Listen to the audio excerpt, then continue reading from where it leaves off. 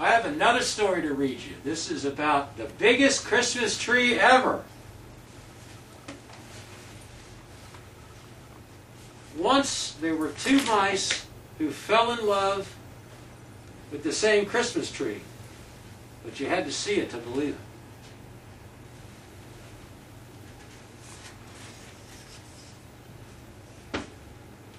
Everyone in Mouseville loved Christmas trees. Every Christmas, families all over town put out their biggest, most beautiful tree they could find.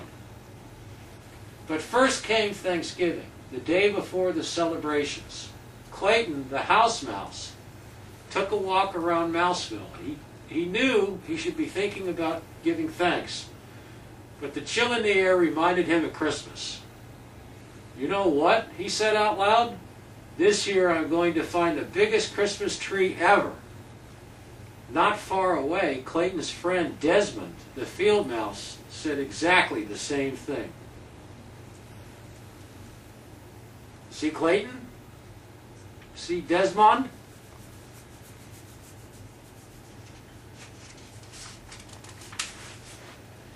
That night, Clayton helped his mom and dad, his brother Andy, and his sister Trudy make a special cheese casserole and a nut pie for Thanksgiving dinner. Over at Desmond's house, Desmond and his friend Morris helped Uncle Vernon fix a big pot of vegetable stew and a cheesecake. Mouses like cheese, you know. Everyone ate too much. After dinner, Clayton's grandma and grandpa sat in the living room, holding their tummies and grumbling. Oh. Over at Desmond's, the cousins from across the road stretched out on Uncle Vernon's sofa and took a nap.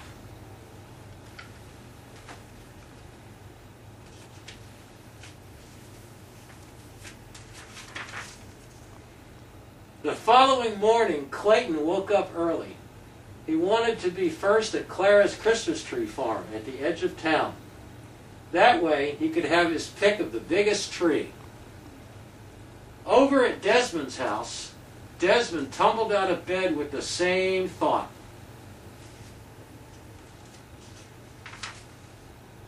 Clayton hurried over to Clara's, but it was hard to go very fast. He was still too full of Thanksgiving dinner. By the time he reached the Christmas tree farm, he was out of breath. He looked around. No one was there. Moments later, Desmond arrived. He too was full of Thanksgiving dinner. He too had found it hard to hurry. He took a deep breath and stumbled inside.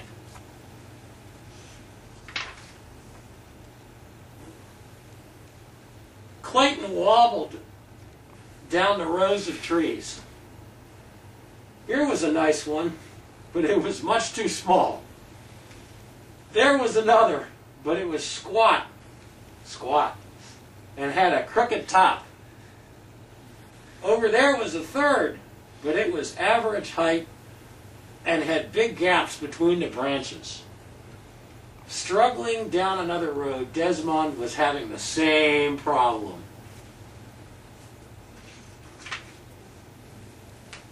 Clayton leaned against a tree. It was scrawny and not very tall.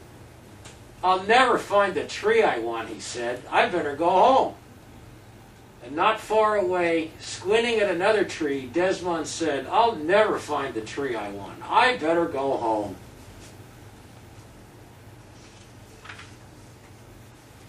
When Clayton reached his house, it was only the middle of the morning, but he was still full and he was tired. He fell back into bed. When Desmond reached his house, he too went back to bed.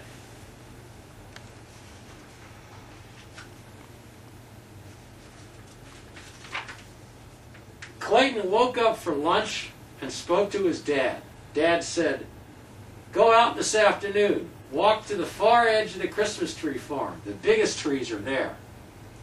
When Desmond woke up for lunch, Uncle Vernon told him the same thing.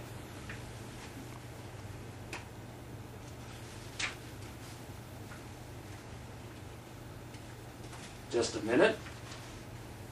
Santa's having a little trouble turning the pages. That afternoon, Clayton went out again. At the very same time, Desmond did too.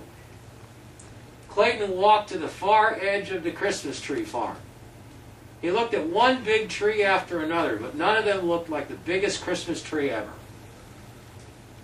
Down another path, Desmond was having the same bad luck.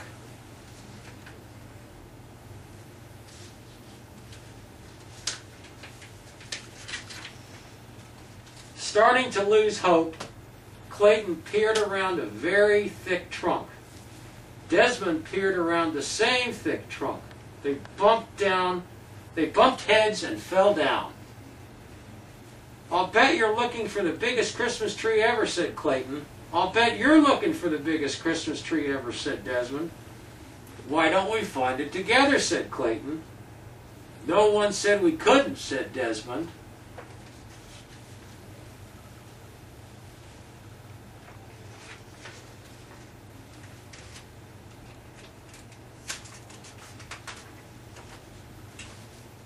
They set out through the rows of trees.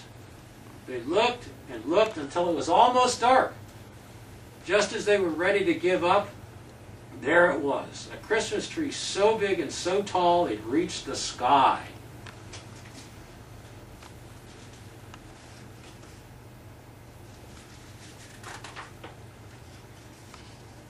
"How will we cut it down?" Clayton asked. "It's much too big for the two of us." "Where will we put it?" Desmond added. "It won't fit in your house or mine." Clayton and Desmond smiled. "Our families will help us," they said together. And that is what happened. Clayton's dad and Uncle Vernon came out with their axes, and with the help of Clayton and Desmond, they chopped down the giant tree.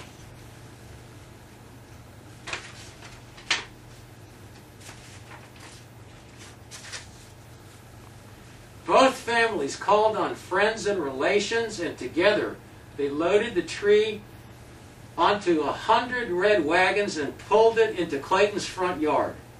There they decorated it with the most wondrous ornaments and colored lights.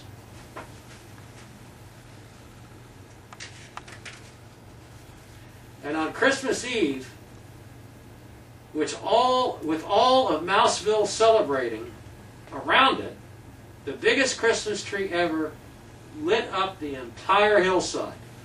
Clayton and Desmond shared a high five. "We did it," said Clayton. "All of us together," said Desmond. And you know what that story is? That story tells you that if you work together, it's a lot easier than if you work apart.